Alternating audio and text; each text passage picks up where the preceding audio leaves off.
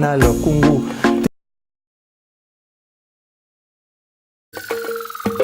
Bazalaki na yango mokolo ya poso eleki na esika ebengami triomphal pe meeting et bayi opposition bakozala na yango toyoka lokole na. Mesdames et messieurs, bienvenue à cette session d'information internationale sur Canal Congo. Nous commençons cette édition du journal par l'accord conclu entre Moscou et Ankara. Bienvenue, vous nous regardez sur CCTV. Nous arrivons chez vous pour vous présenter l'émission Historico. Magazine spécial Mboka, espace promotionnel au Canal Congo Télévision, et Radio Liberté Kinshasa et Bongis. Mesdames et messieurs, c'est pour moi un grand plaisir de vous présenter ce journal de ce jour qui commence. Mesdames et messieurs, bonsoir et bienvenue dans cette grande édition du journal. Où les juges de la chambre de première instance, 7 cabinet de travail. Elle a tour à tour reçu les différents.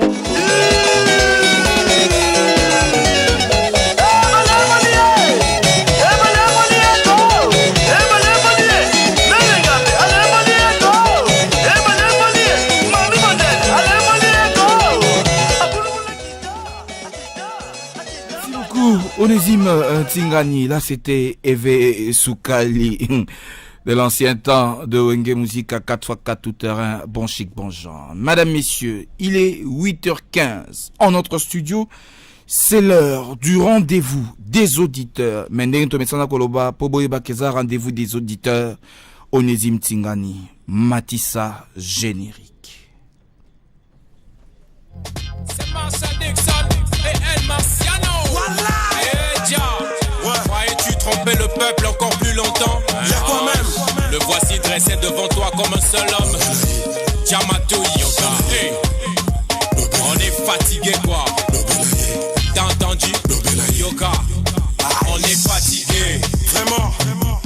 Hein? On est fatigué. Ils nous ont oubliés. Oh. Vraiment on est fatigué. Le peuple est affamé. Oh. Vraiment on est fatigué. Vos foutaises, vos promesses. Vraiment on est fatigué. Vos conneries, vos disputes. Vraiment fatigué. De vos conflits en batterie. Vraiment fatigué. Fatigué. On est bel et bien fatigué, ça c'est l'annonce.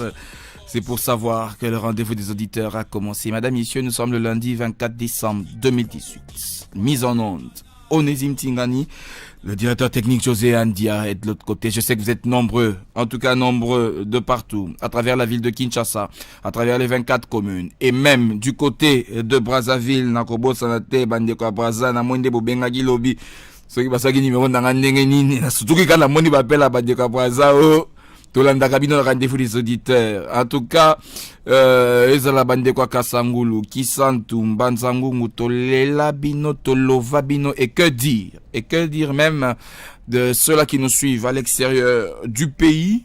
Nous sommes bel et bien Radio Liberté Kinshasa, rendez-vous des auditeurs retransmis au même moment sur Canal Congo Télévision. Molonga Ninangai ya moko ibuso moko ami baina moko ami sato Charlie Bamungu baitosha mbote nayo ndeko Elize mbote mingi na balandi nyonso ya Radio Liberté Kinshasa pe Canal Congo Télévision kimia pe sengo na banda kuna bino na tongo na lelo. Charlie Bamungu leo le 24 décembre lobi Noël. Noël ezandenge nini? Noël nandaku Noël c'est bongami déjà. Bon, pour certains, pour na bamsusu babongami namte bazana na kati ya koluka yo moko yebika système ngo ndenge ezalaka mais Noël ezali kaka. Et pas na onda ku Noël c'est monani samedi na monaki e bande ya Noël et pas non hein. Tezate Noël na banana na le comité zo ya lanzila. Sinon, madame, messieurs, nous sommes là, je l'ai dit tout au début, avant que tous les Kalkobanda, Nassol Nabiso, il y a rendez-vous des auditeurs, Nassol Nabiso, Lelo, ils allaient clôture la campagne électorale, ils allaient qui vendredi. Conformément à la loi, par rapport à l'élection, Nenge Ezalaki le 23 décembre, campagne, et Sengelaki, et Ezala clôturé le 23. Kassi, élection va repousser en pendant le 30 kasi Bandeko Seni ba biso campagne et sili le 23 et Sengeli et Zalolenge Boni par rapport à la loi électorale. Et notre deuxième sujet, et par rapport, il y a Maloba, il y a rapporteur adjoint à Seni. Oh, il y a si Koloba était, résultat, il y a Mbote qui a Maboko, et qu'on a nous transmis na serveur central, il y a un beau comptage, et les Kanako Salema. Nde yango maman na le Kambonabiso, lelo ndeko Charlie Bamungu. Il y a solo Tulanda qui président de la Commission nationale électorale indépendante, Monsieur Corneille Nanga. Et ça qui bongo mokolo ya jeudi, hein? Jeudi. Oh, à cela qui conférence de presse pour nous informer na opinion nationale et internationale report ya ba élection. Les Cameroun na kanga qui ndécolisé à l'obi eza ba raison politique té. Ba raison technique. Et tant wa bandi penza lobi eza nango ba raison politique té, eza ba raison technique pour biloko ebele notamment ba bulletin et communauté. Alors na ba machine ezikaki l'état kozongisa ko paramétrer ko sa boyango wana a pesaki ba raison technique oyo moko insista ki ke mboka ezikate eza nango raison ya kozikisa mboka te pona rallonge wana ya mikolo wana badega opposition pe balobi barozikisa bango pe mboka te bandimi na bango ya le baki eza nango raison te na landa ki etango opesa ngo moins résumé na lingala abi ya nango raison ya kozikisa mboka te pona rallonge ya mikolo mike wana soki tozelaki déjà et bongo kozela 7 jours et boma biso nali et bongo pe kozela 2 mois 2 mois 2 mois tokoki pe kozela 2 mois pour soka lobi ça nango nini te bon tokoki na pe kozela 2 mois au moins ni de ko Charlie Bamungu moni problème na yo na ngai place to soi na ka yo nanga to soi na place moko na ebi ya solo ke na pesa ki yo na ebi sa ki yo élection kozala télé 23 na pesa ki yo elikia mingi bon nga na ndima ki ka maloba oyo baloba ki na biso na seni na linga ki te yo bungi se likia nyonso na institution munene pe responsable lokola seni yango na manaki ko encourager na minute c'est vrai que nazana moi mawa Toubela te obosani ndeko Elize nga batinenga na Toubela depuis kala na ebisa ki na Toubela ki sous réserve po ezaki préoccupation na ngate mais ezaki préoccupation ya balandi ya Radio Liberté Kinshasa o bamane komi tuna est-ce que na makambo ekomi incendie ndenge machine eziki na ba retard bazo ya déploiement est-ce que élection kozala le 23 en tout cas ndeko iti patinenga na église na Toubela quand même sous réserve na ebité ndenge report et salami ya kokende ko kila o asa nini po ya iko Toubela za makasi penza po za sengela kila nde ata basanza motoba 6 mois sengeli ya kila tinda kinga na église ya ngwana ndeko Elize mais apesi biso quand même ba raison ezali technique ya lobi eza politique te et loko ngai nazaka toujours na confiance na institution wana hein nazo senga yo landanga na nzela wana 7 jours wana tondima vraiment que le 30 élection est salama na République démocratique du Congo mobimba bon tout à la nanu hein pona kosola nyoso oyo toti koloba mona mboka Charlie Bamungu tozali na moko oyo azali candidat tokotuna ena nous soki pe campagne sili to ya ko ba campagne to ebinomte azali moko ya mouvement de libération du Congo moko ba porte-parole ya mouvement de libération du Congo parti à Jean-Pierre Bemba Gombo ezali na kati ya coalition la Muka mwana mboka Jean-Jacques Mamba ndemo bianga mina biso ya tongo na lelo mwana mboka Mamba Mbote ndeko lundi 24 décembre Noël l'obito baninde atobi déjà joyeux Noël hein? Merci en tout cas merci na bino nyonso na ba auditeur na biso joyeux Noël la bangope malgré que boni bino moko ambiance ya li malamuté donc fête rozala penzate parce que ma kokiezate et puis psychose ya ndenge ba romema biso na mapona mioyo bat ba ko banga lobi kutu ba magasin na ba restaurant fongola ka dimanche banga ki ko fongola na l'équilibre ça moni shop ti 10h moni shop ya ko kanga ba boyi ko fongola soko landi pe na côté aéroport Anjili kuna na ba masina on dirait tozala ki na guerre parce que batu balata ki penza tenue de guerre ba soda na ba chargeur ba lati ba masasi na ebite so benga ba bomba banani dans la kati ambiance ndengwana na banza ni Noël ni bonne année na mboko yo na mbula oya 2018 ekoza malamu. Voilà mwana mboka Jean-Jacques Mamba au kati campagne tozoko ba campagne biso toza to respectera mibeko campagne Cécilie donc to va na bandaku to longoli ba fiche na ba mituka bisika nyonso pe to cheki ba pano minene ba kati yango déjà donc to respecter loi malgré que normalement loi ezosenga campagne ici la 48 heures avant scrutin, mais malheureusement batiki ba électeur pendant une semaine mingi pe bako ubungisa ba numéro mingi pe bako koma mwa malili na oetali maponami na monde entier. En tout cas campagne ici la 2 jours maximum avant scrutin ezala peut permettre batuba zalana ba candidat na mémoire mais tala kaka wa donc c'est moins difficile mais bon to abdiquer kaka tikanatanga loi électorale yango article 28. La campagne électorale est ouverte 30 jours au maximum avant la date du scrutin et s'achève 24 heures avant cette date.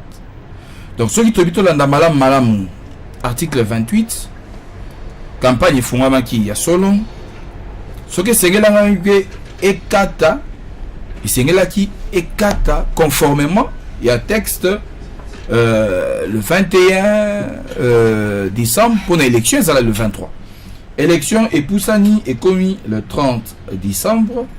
On suppose une certaine opinion suppose et sengela ki campagne et les Kanakosi là le 28 décembre 2018. Moi Namboka Jean-Jacques Mamba bino na MLC a au lobby déjà qui bino bo respecter. Donc vous avez d'accord que bakata bino ndengwana en violation à texte tozali d'accord te zandenge européen animateur culturel na biso ndeko Kimbuta a sali circulairement commis que bon a kati campagne à président alors qu'il n'a investi d'aucun pouvoir où permettre ya kata campagne à présidentielle. Tozana mboka moko e kambami ndenge ndeko Kabila père azé kolobana ba aventurier. Donc ndenge zali wana normalement c'est ni phase à la conséquente. Pourquoi? Parce que les gens étaient préparés pour le 23, ça veut dire que tous les efforts ont été engagés pour notre en élection le 23. Tant il y a Monica Koki Makambangote commis le 30, il faut atika batu bassa la campagne na bango tim ko l'élection kozala. C'est vrai maintenant que ceux qui va repousser qui de 2 mois et ngeke za eloro msusu mais pendant 7 jours étant donné que zalaki prévu te pour ebi ki na faire ya Colombo wana ya ba machine brûlée wana. Tant aussi lié Mourabeti sous cette élection kozala le 23. Donc ceux qui s'engagent qui makasi to ebi ki élection zali le 23. Mais comme les amboka mo ya batu baza sérieuxté. En tout cas batu ba kama biso baza sérieuxté à tous les niveaux. Ayo qui attentionnité malgré quand que le 48 heures plutôt que l'élection ezali après 48 heures à lobby qui ba bulletin ezate donc on un peu ndenge to kambami mais biso pe to lobby boy to mema banti na suka parce que dès la bango ezala ki moni tango la muka lobby ka to ke machine à voter to okende et puis si bango lisumu tout passer on moni report wana sala mais pourquoi? Parce que bango ndeko Kabila bandeko nyonso wana bazo compter kaka to boycotter tout ça la désordre et tout ça la soki ndenge ni pour élection ezalate.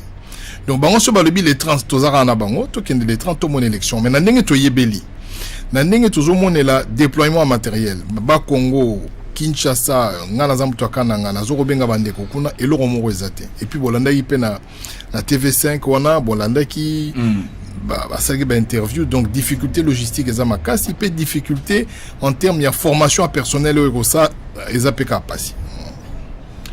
Ndeko Jean-Jacques Mamba mbote na yo mbote mama na bakisi su fête la moata climat ezande no décrire wana zala mama na zo bisa danger ya solo na difficulté o tozomona seni na kati po na déploiement ya ba matériel na province pays na kati kwena kuna na arrière pays eza vraiment kobangisa peuple congolais est-ce que mbala oyo eza report ya suka to eza lisusu lelo ekomi lobi komi kuna ekomi lobi kuna eza ndenge nini bino na kati ya lamuka bozo mona makambo ezo leka ndenge nini? En tout cas batumi balende bayebi ndenge osala le 30 eza nzambe et puis c'est nani nanga bazaka mi balé bayebi ce qui élection le 30 et kozala ce qui peut la machine et comité ce qui peut redémissionner semaine on ndenge tozo kawana rejeter l'éponge donc toyebité bangonde bayebi makambwana et torozela le 30 balobi na biso tozela le 30 est dans 7 jours même pas et commis dans 6 jours donc dimanche prochain au Tokende torioka version sika pour ebito comme alors novelas le ebali ebandi boy lobi esali boy lobi anesali boy donc tozela épisode asuka to eba qui vraiment le 30 Okena mapona mais mutu moko taza information na penza benananga ndeko Jean-Jacques Mamba bakati campagne électorale à lobaki yango que ezali respect à l'heure électorale bakataki yango vendredi na minuit ndenge ezalaki prévu siko ndenge kime koti na mboka ba électeur na bino bozo préconiser nini pona ko garder numéro de vote na bino na esprit na bango ezala toujours présent boza na ba stratégie ou déjà bozo préparer pona ko exécuter opération là. Bon, normalement, ils ont permis de continuer campagne, mais effectivement, chaque candidat a une structure naïe, ou bazo travailler na bango, ça veut dire la structure ya ba témoin, topé ba panzi, sango yaye, ya programme naïe ainsi de suite. Donc, mutuna mutoriye bandenga rosala sans enfreindre la loi. Mais pour la raison on a li kama mobeko ya seni, c'est-à-dire la loi électorale. Et c'est ngini ko to sango na intégralité. Ça veut dire il faut pas qu'on pone na maroto ça na marotika. Ndenge animateur culturel à kataki campagne wana. Oyebi ke na kati ya loi électorale des alités. Animateur culturel.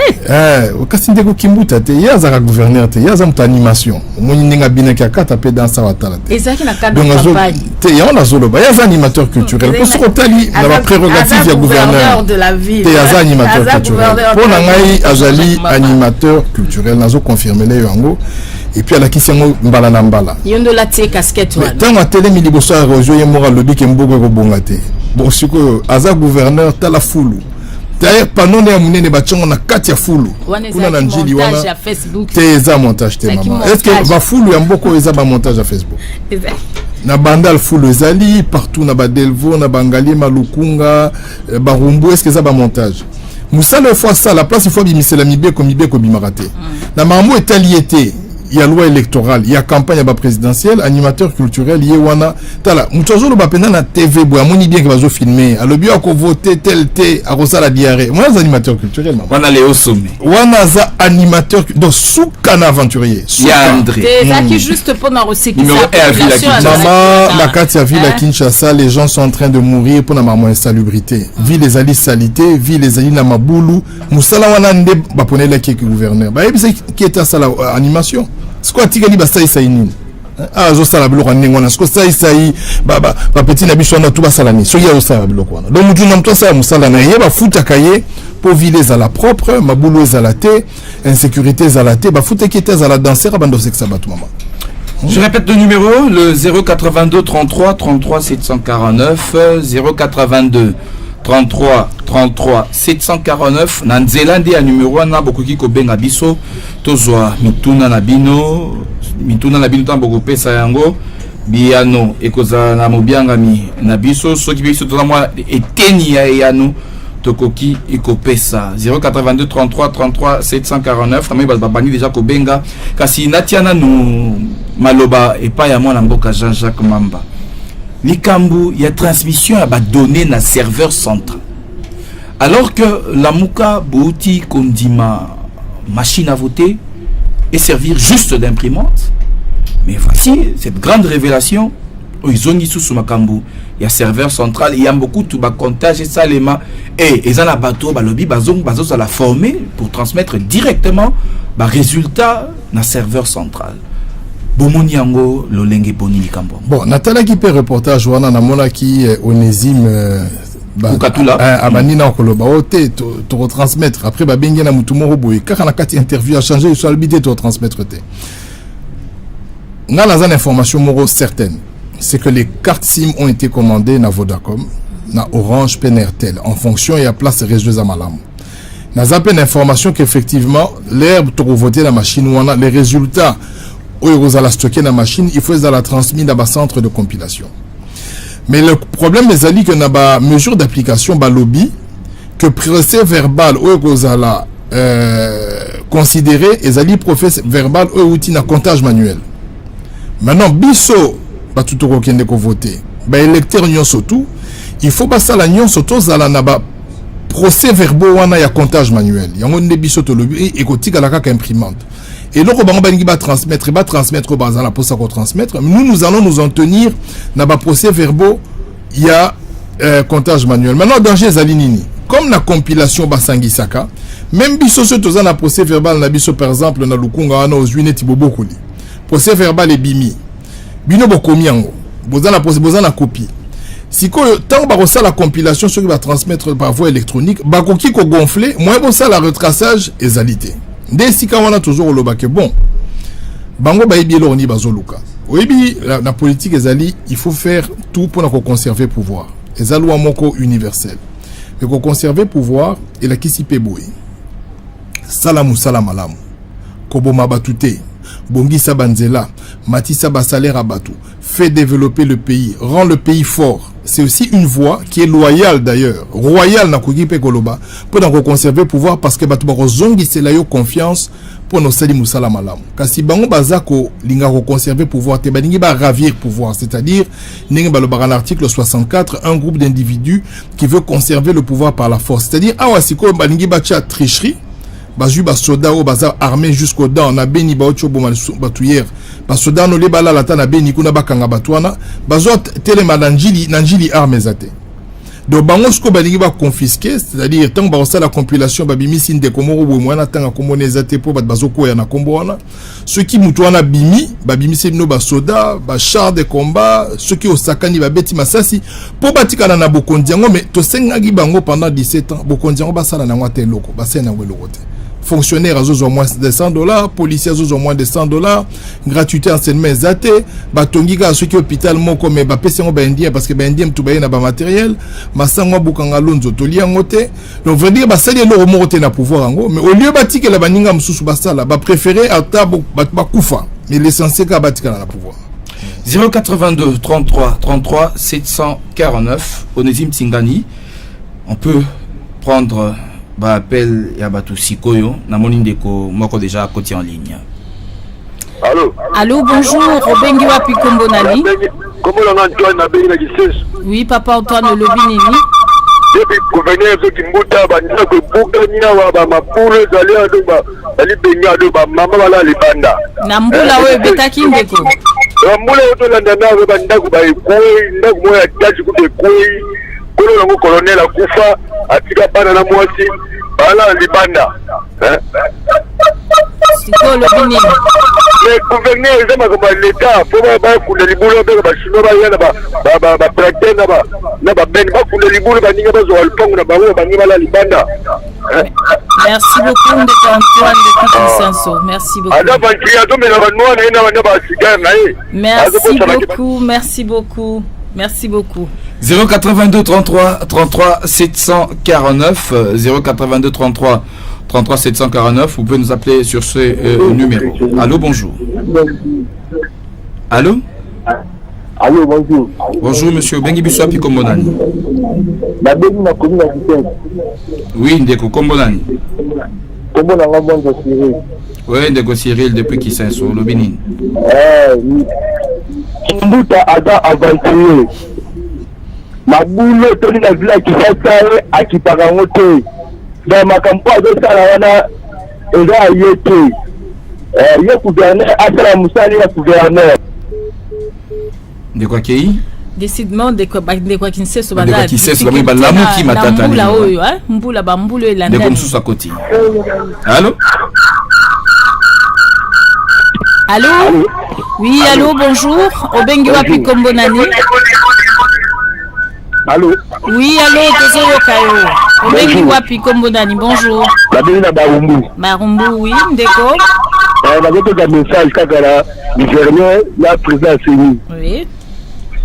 Bayeba ke baza responsable ya nyonso koleka villa ya Kinshasa. Bayeba ke baza nyonso koleka villa ya Kinshasa bango baza responsable. Oyo koleka heure nini? Oyo leka mokoni. Ya élection ya mboka oyo. Oyo nyonso koleka oyo nyonso ya mosala nanga ye ndaza responsable.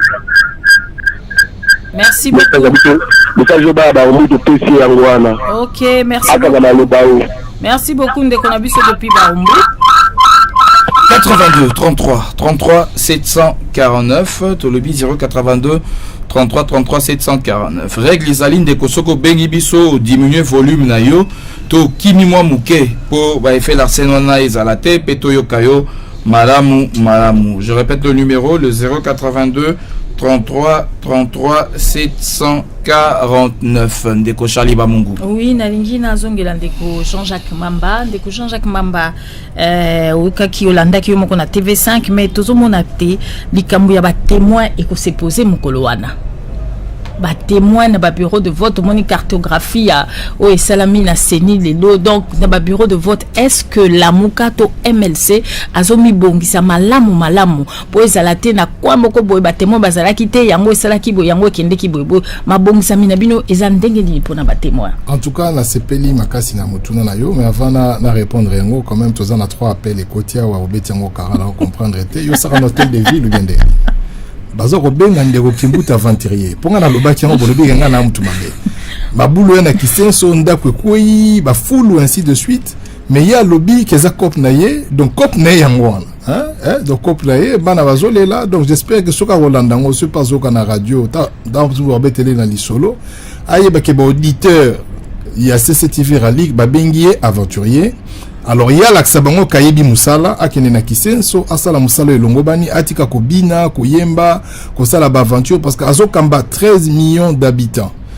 Okoko za la terre aux la danseur et sika ozana maboko na yo na vie à 13 millions de personnes au banda ko l'Aksabango ndenge bi kobina ndenge bi kosala marambo bazana ngona tinate. Donc vraiment ndeko Kimbuta soko koyoka ba auditeur na yo bana Kishasa yo lo bakabana kin to lembi ba aventure na yo wana sala musala ndenge longo bandi bambu leza ko ya mingi mwana mboka Jean-Jacques Mamba yambo eto ya nula na mutuna ya ndeko Charlie abina na eti pena stress à Congo aya AVCP bon mutu ça mais face à ceux qui batuni ebi mundele sera bini un politicien mundele sera bini c'est après avoir bien fait son travail mais ebi qu'en Afrique nyoso s'accompagnera na danse na musique yango na Afrique pesa na pauvreté makasi nous robina comment ozana ebi que mboka Kimbuta zo diriger et l'équipe Gabon na population au moins la population Kinshasa l'équipe population à Gabon donc eza lokola ya l'équipe ali bongo. Alors toi on a besoin de danse néo aibi pe robina te mais ba danse on a besoin te surtout on a besoin ça la musala na normal atika ba aventure pour asimbi via batu mingi na maboko dossier témoin tozongeli likamwa ba témoin tozali structure moko organisée au babengi la muka ebi que tozana expérience à 2006 toi expérience à 2011 pe faut koyeba que tozana ba fédération na mboka mobimba na o Italie MLC donc tozoko s'organiser to retirer déjà fiche à ba témoin et tout ça.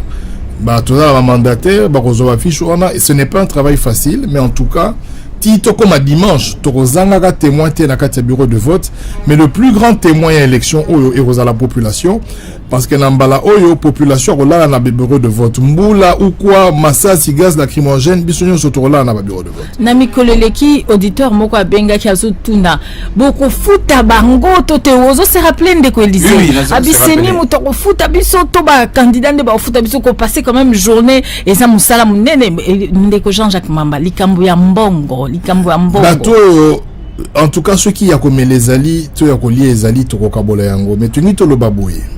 Tant que tu as le bien à témoin et à venir naïe. C'est-à-dire que dans les 5 prochaines années, azobat la choix naïe, choix n'abissue zali changement, choix n'abissue zali de Martin Fayoulou, topé de Félix Tshisekedi naba obalingi Félix Tshisekedi.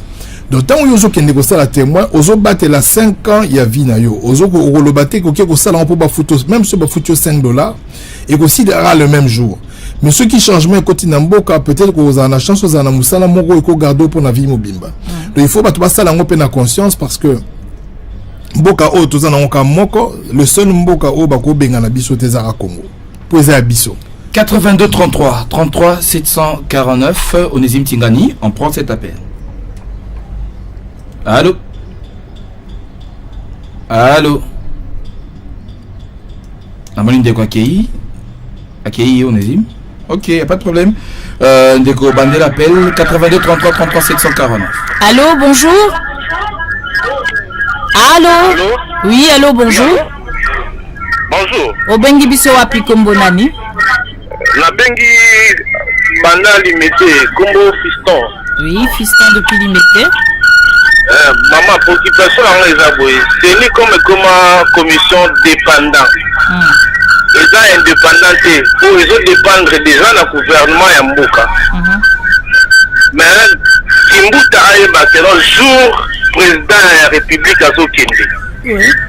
bango nyonso bamarionnette wana bakangabisaka bakokende nzela moko po azosala te eloko moko te ya malonga bana na ye bakoma kosala bafoli ya liwa na kati ya babwate ya Kinshasa mbongo wana bazwaka yango wapi et pourtant peuple congolais ezosouffrir ndeko Kimbuta na bango wana nyonso bana na bango bambongo bazosalela yango bafoli au moment peuple azosouffrir aza na galère tozokende wapi mpe tokosuka wapi. En tout cas nazo encourager ndeko oyo Jean-Marc Mamba aza mutu moko aza na ambition moko vraiment à féliciter aza garçon moko aza mayele nasepelaka na mingi vraiment. Merci beaucoup Ndeko Fiston depuis Limete. Ndeko Kimbuta déjà à la fin mandat donc air pour ça l'élection à Rosa Asouté pour Banakin beaucoup voter utile pour na na epso que ya Rosa Asouté. À Rosa Asouté. Ce que ba voter c'est que na ba député professeur bazori c'est ba moye susu. Ah, Ndeko Elysée. Ah, tout est possible hein, Congo yo. Na description nyonso tozo sala Banakin ba oyo kate. Ba omona te etika ba koko. Ba oyo kate ba omona te. Na commission dépendante et le bin de Fiston depuis Limete. Un autre auditeur. Allô, bonjour. Allô, bonjour. Oui, Ndeko Bengi biso api kombonani. Allô. Allô, bonjour Ndeko Bengi biso api kombonani. Na bengi akomini ya makala na comme on a dit là na ngina baboye. Oui, Ndeko. Ba policier oyo ba tie ba soda ebele na zone. Et je présentais une initiative et les faits exactement les choses mais il faut comme tu dis que le Congolais tu me sens bien kufa. C'est le 30 nanga à salle élection le 30 biso to komimagata babo mabiso ya ni ya utana mabiso. Faut na rapporter le bango. Merci beaucoup Ndeko Bengi depuis Makala présence militaire Ndeko lobby eza ebele. Mwana mboka Jean-Jacques Mamba pe amona ki yango lobby na Changu. En tout cas na kwa na biso so bimi na kwa na biso na kwa kaka ya balabala au mona batondi ah pe batondi déjà. Nazala ko senga au moni ministre mo va problème na zaina campagne. Peut-être ba moyo sala mazoye baté. Bazwa bato wana nyonso na bato bacheki na njili wana on dirait bazobunda bitumba Afghanistan bazwa bango batinda bango na Beni. Bon bané ba sécuriser Kinshasa. Mais toi on a besoin de sécurité à Kinshasa en termes de guerre. Toi on a besoin tu mets ça la bagage lacrymogène. Pourquoi bimsi mindu ki wana? Babwa bagage to ki manda ba maya moto. Kinshasa on a besoin de maya moto na gaz. Mais mindu ki nyonso ba bimisi wana ba me bango ka si o mesana na gaz na maya moto tika ba changer. Do babo mabiso. Ah, Ndeko Elysée, mais t'es pas le but possible message. C'est-à-dire qu'il y a le baboué. N'engue baboué 8 personnes lobby na Beni. N'engue avant-hier baboué qui na Beni. N'engue bazo boma chaque jour na Beni. Tous on a besoin mindu ki wana et kende ko vanda kuna na batu wana ba mbingo na mona ki lobby wana ba kende ba vanda babundi sa batu wana. Ba si di sa bango. Ah toi on a besoin na bango te. Ah to mesa la police na pso ya quoi. Oui bien la police na pso bala tabaket wana. Abwa ki ka gaz lacrymogène. Tokimi kande to sala raona to mesa na bongo to sala absolument morte. Mais kunande bana besoin ba arme de guerre. Ndeko tout niso ki élection ekozala ezato ezate sali ba mongo ezali. Et bon ngana zara toujours na confiance na commission électorale nationale indépendante depuis batinenga na tout bilanzo yiba. Non zara toujours na confiance na Ndeko Jean-Jacques Mamba uti ko lobelo ko mozaka kanzambe na nangande ba ebiso ki élection ekozala mais pona biso to ngai na za suko pesa bango confiance mais ya suka mbalo. 82 33 33 749 un autre auditeur au bout du fil. Allô. Allô. Bonjour monsieur Bengi biso api kombonani. Allô. Ndeko Akei malheureusement 82 33 33 749. Allô bonjour. Allô. Allô. Oui bonjour Ndeko Bengi api kombonani. La bini na matete. Combo. Nakuna papi. Oui papi depuis matete lobi boni. Nazo baboye. Loba tozo yo. Omoni régime oyo eza régime oyo ya échoué. Donc batika bavanti. Basi ba salita ebele bakoki te batika tawana. Ba sali ba makama mabe ebele mingi. Mbongo ebele a ko pesa pesa bato bozo futa ba 10,000 ba ito wala nesa bato. Bato ke ni makaba bozo uta wa. Peli bazo souffrir. Kimbuta sali nini? Et puis na goma kuna bazo kufa. Bozo armé bozo ebele bazo uti sur bazo mwindu. En tout cas, les 31 sont bon le combattre. Voilà, là c'est fini. Donc nanga atika makambo sala wana. Ce qui va le candidat pour le gouvernement, mais ben que non, peuple et peuple, chaque chose a son temps. Et nous on est depuis la souka na yango. La souki wana. Merci beaucoup, Ndeko Papi. Depuis Matete Azuluba na Kanzanyo Sodoko Uta na motema na ye. Basoda mwindu. Ah. Ndeko Papi Bayoki, en tout cas, baroboma bango batute. Baroboma batute, élection. Na koti na motema sali kozana kime koleka malamu le 30 décembre. Et les kamalamu. Baroto samaluba na bango babande koluba que élection kozala. Le quoi va reporter ton dimela bango le sous qui élection zala pour bazaki na le Kanzanyo son. Allô, bonjour. Allô, bonjour, maman. Obengi biso api kombo nani? Mabimi na komina ya Limba kombo na ngata pasta. Na ngalo baka boy tona honorable sa wala na kana bino na chaîne ya bino. Oui. Est-ce que a eu ko déclarer si pona l'élection na biso surtout bango bazi élection ba pousser ngo. Que e bon ba candidat ngabo. Et bon ba quand les états bango bango bossa ba numéro on bossa la numéro tu bon tambola bon tu quand même c'est après 48 heures ya ta campagne ni que na ko ce boy le nombre de témoignages après est-ce que c'est un bon gouvernement ça vraiment comment gouvernement est bien été atani na idina gouvernement mawati pour mabengi za koto ya mandali mabengi za partout la santé za partout comment na Kimbuta Nyango Kimbuta Yango papa comment na Kimbuta Yango André Kimbuta Yango Léo Sommet Ndeko Jean-Jacques Mamba auditeur oya béni depuis Lemba à lobby o expliquer bango bazo risquer ko bossa na ba numéro de vote na bino mokolo élection. Bon, en tout cas chiffre en gros à 3 chiffres et topé 2 chiffres. Numéro à 4 chiffres exacté. Donc abolepe ba papier mike babwaka yango te babumba yango.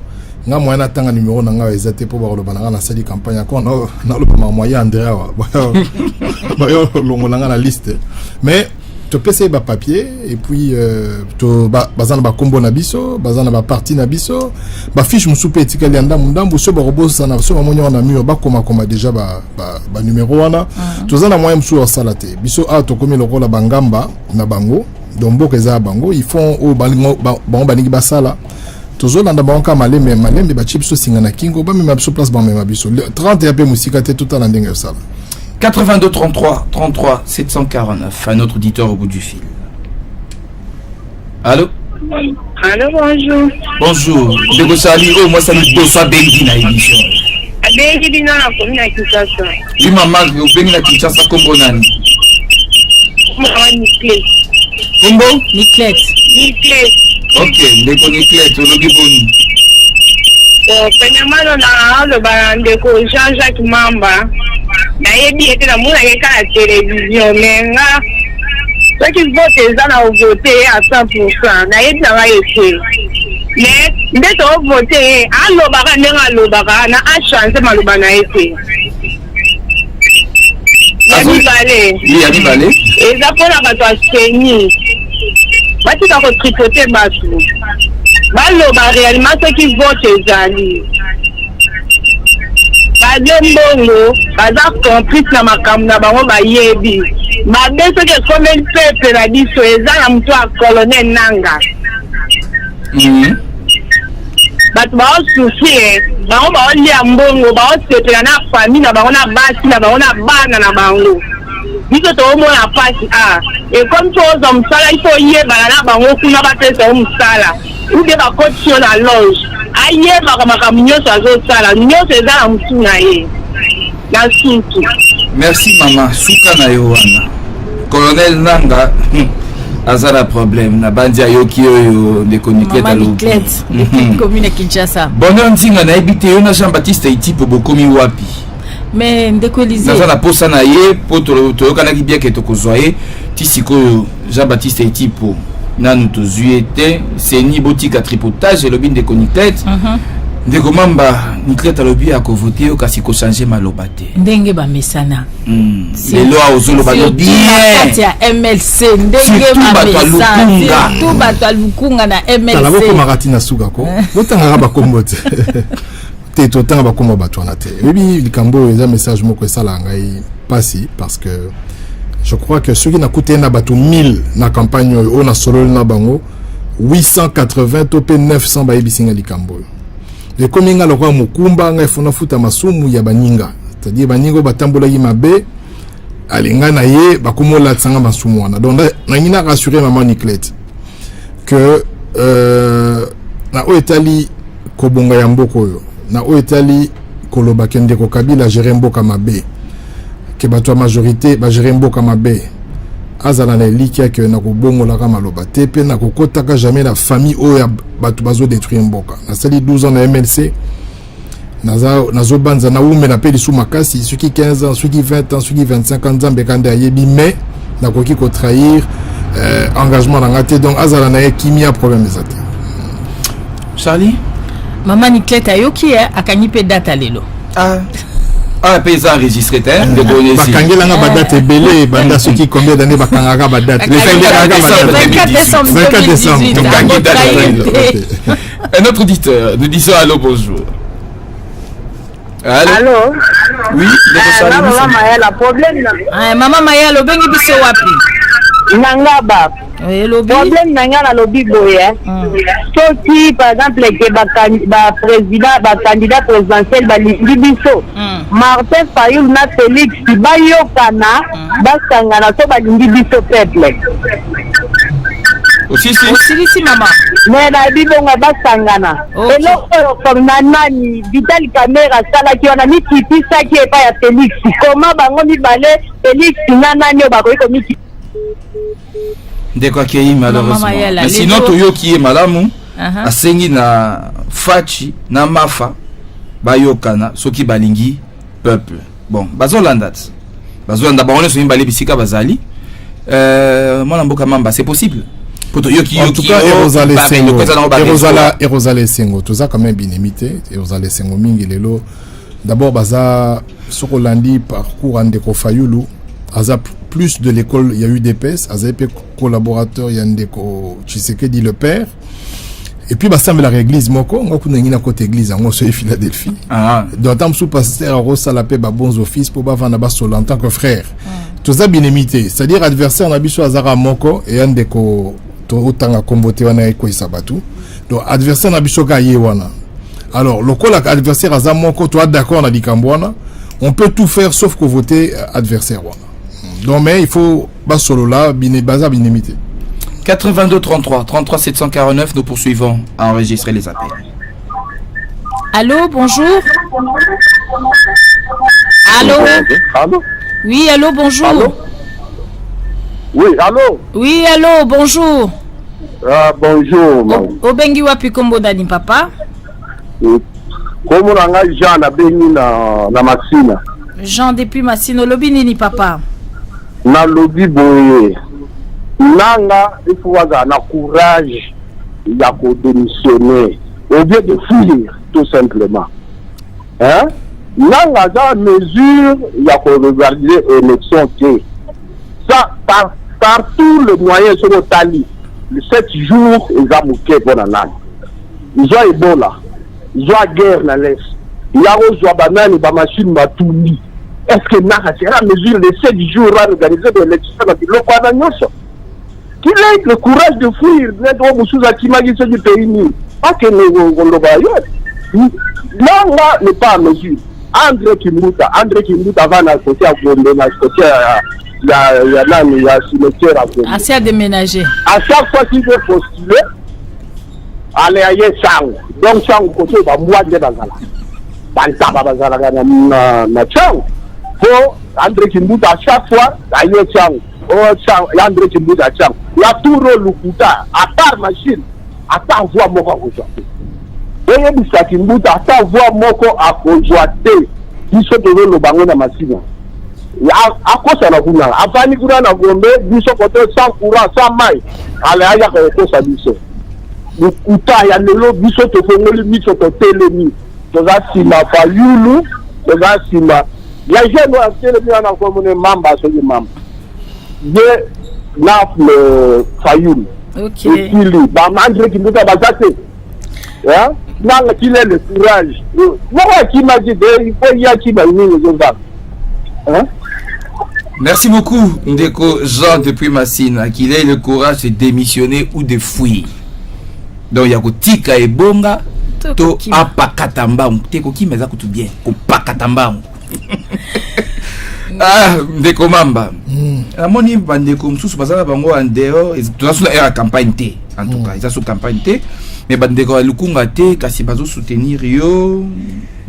Ah, puis attaquer ya André, ta pende bandeko bakomi pe ko attaquer ya André. Bon, oui, pour tout ça a besoin d'attaquer André. Oui, il y a une responsabilité étatique, c'est-à-dire que Mokumba à l'État. C'est quelque chose qu'il faut que au sérieux. Et ça vie privée n'a été. Tout ça ma solo il y a vie privée n'a été. Tout ça ma solo il y a la responsabilité ou ba pesier. Nandenga za ko kambela yango. To monique ya zo kamba yango mabe parce que Kinshasa o ezalaka na série Kabaidi. Ba gouverneur msupeto yo kabango. Ebi Kabaidi. Bazaro benga Kinshasa la belle. Aujourd'hui, ba benga Kinshasa la poubelle. C'est-à-dire na monde mobimba sur 182 pays, la capitale la plus sale na monde. Ezali capitale à Kimbuta. Autres animateurs culturels, il y a l'acception d'un bina, alors que la capitale est la capitale la plus sale du monde. Ça veut dire que ce bataliba, boche mundele mo azota la TV botu yonani au gouverneur, oui c'est Vinine, Kinshasa a bien à comprendre. Parce que c'est la capitale la plus sale du monde et moi ça les abosoto. Donc les gens qui ont attaqué étaient zali vérité parce qu'azali gouverneur na biso. Bon, on a bien un animateur culturel pour nous faire une aventure mingi. Mais Aza gouverneur, il y a ville à Kinshasa. Alors qu'on a 13 millions d'habitants et c'est ça. Il y a un moni batunyo sur bazana kanda ya koloba bongo. Sikoyo. Dans des causes aussi, on a démissionné.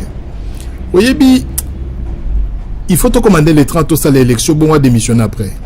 Si on a démissionné avant, pour nous remplacer le président Seni, pour remplacer la structure, on a tout côté la malobé belé, Mansole Milaïba. Au moins, on a rendu comme avant d'avoir comme président de la République.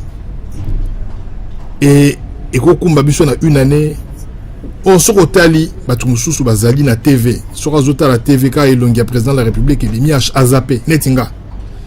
De ce la quelle que soit la chaîne, on a monnier na zappé. Pourquoi? Parce que à côté on a pouvoir, on a 29 ans. Azalaka jeune. Asali 17 ans on a pouvoir. Baninga na nyonso bakoti a prier aujourd'hui Macky Sall aujourd'hui oya Abidjan wana tozolo baba pays d'Afrique noire aujourd'hui même Sassou Mutwakala bango nyonso basali 10 fois plus que yé alors que bazana a 10 fois moins de ressources que Congo, c'est-à-dire Abidjan za na mbongo wa Congo te, Sénégal za na mbongo wa Congo te, Congo Brazzaville za na mbongo wa Congo te, mais ba pays wana nyonso ba se développer, en tout cas ba avancer makasi.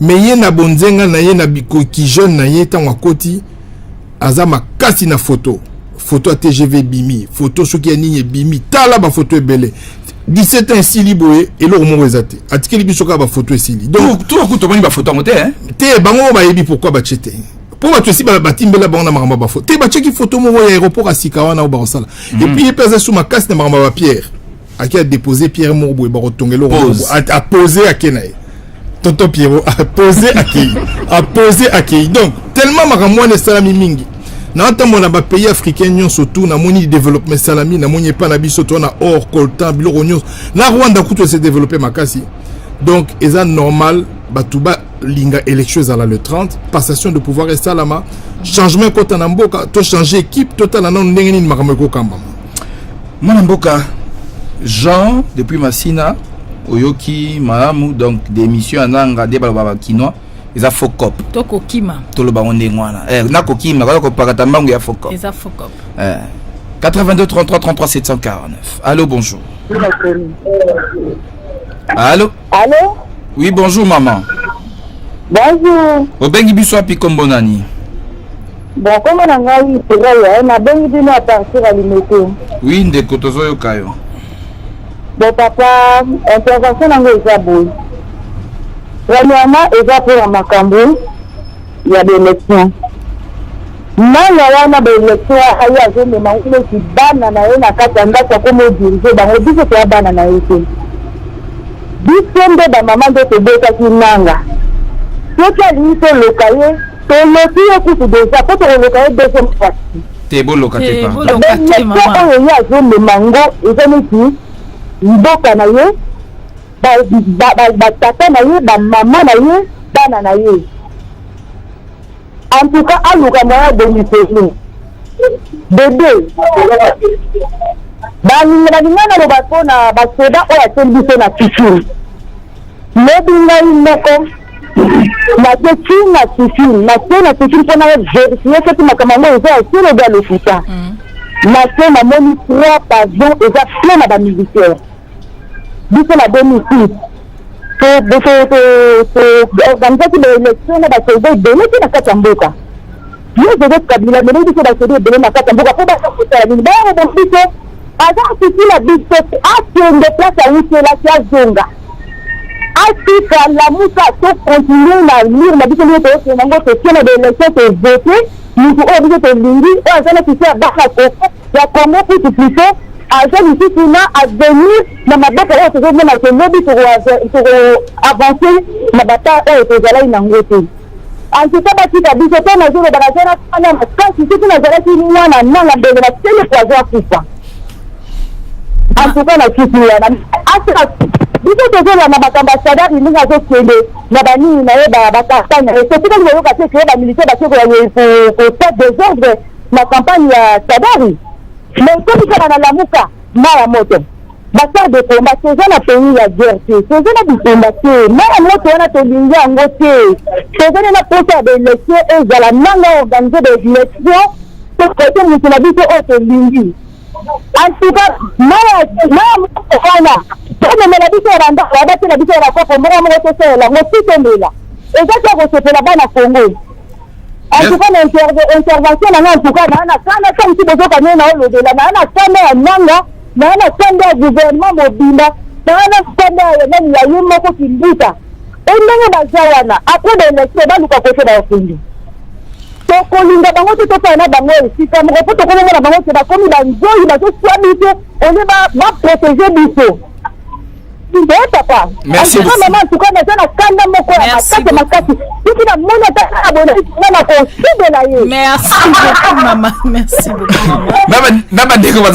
Merci beaucoup, maman. Non, en tout cas, ton noté, Maman Kambu est belé, hein. Neti président Seigneur Zomé ma élection donc la bananaye. Likamba soldat na fikine maman lobby 3 pavillons et tondi na ba militaire.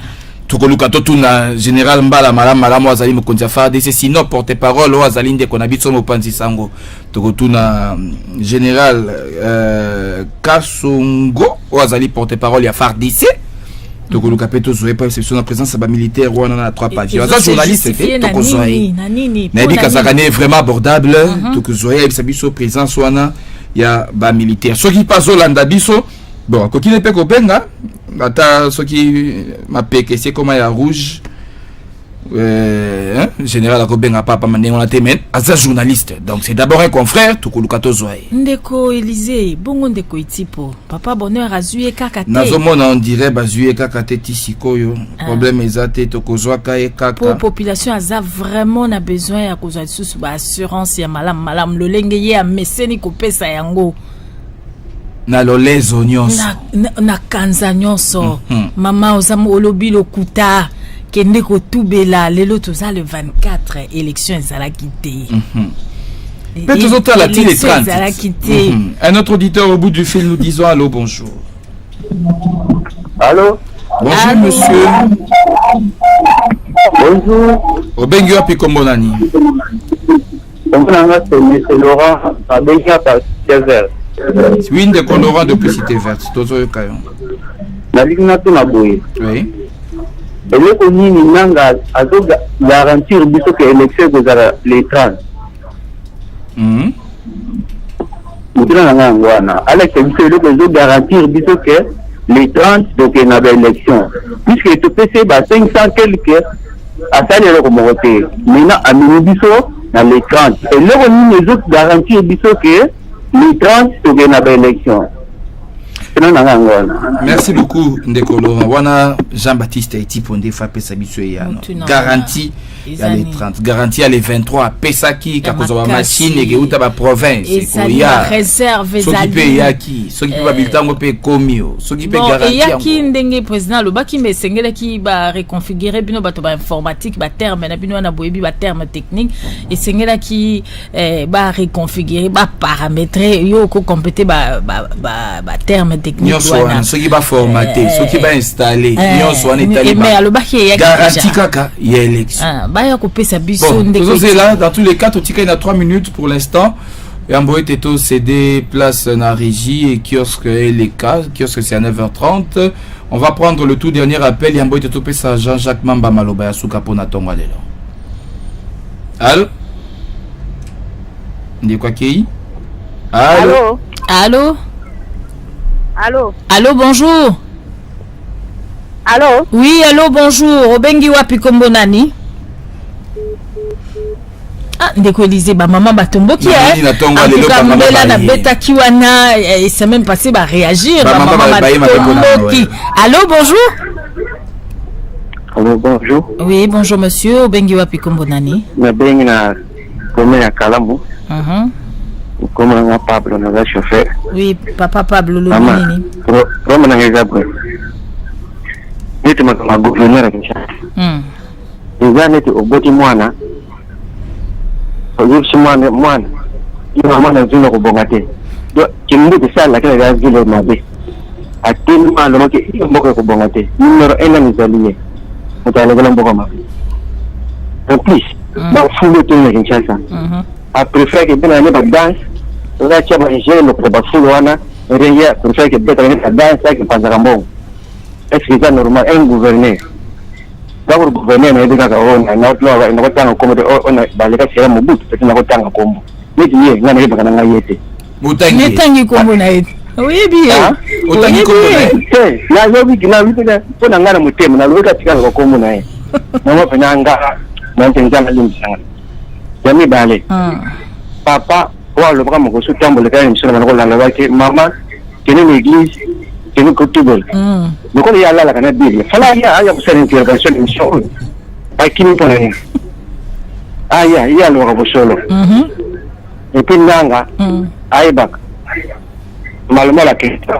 Monsieur wana mama. Merci. Merci beaucoup papa Pablo depuis Kalamu ya solo ndeko iti poitinde nga l'église. Lelo ye na mo une fois ça jeûne et prière. Ponga fana tubela dimanche ye fois ça jeûne et prière pour le kuta yokani mo kilimo bimba. Bandeko balandi ya Radio Liberté Kinshasa na balandi ya Canal Congo Télévision bazala ki témoin ye événement wana lelope ba moni nani ndazala kokosa nani azokosa peuple est-ce que za biso ba journaliste to ye monsieur Jean-Baptiste Tipo nde aza mutu na lokuta na minute pour élection ezalaki na moté dimanche. Voilà, fidèles auditeurs, Tokomi Nasuka, la première partie, il y a rendez-vous des auditeurs, bande koboza ki pelé, ba maman na sepeli penandenge lelo, okoti, ba mama joyeux Noël. Dekoza Jacques Mamba, malobasuka pona tongo ya lelo. Na yoki nyonso yo elobami na kosepela pemba la sima tozala na numéro na biso WhatsApp pour mutumsusu na nzela kobenga ekozala compliqué. Monsieur WhatsApp ezali tokotanga message peut te répondre mbala moko ekozala moins facile. Na moni kande za makasi. Na moni mama wana otocho yambawa azana kanda makasi. Alors il faudrait que l'autorité ba olanda biso ba yeba que le peuple gagne toujours. C'est-à-dire regarder peuple moment moko boiti suka nango et au suka kama be.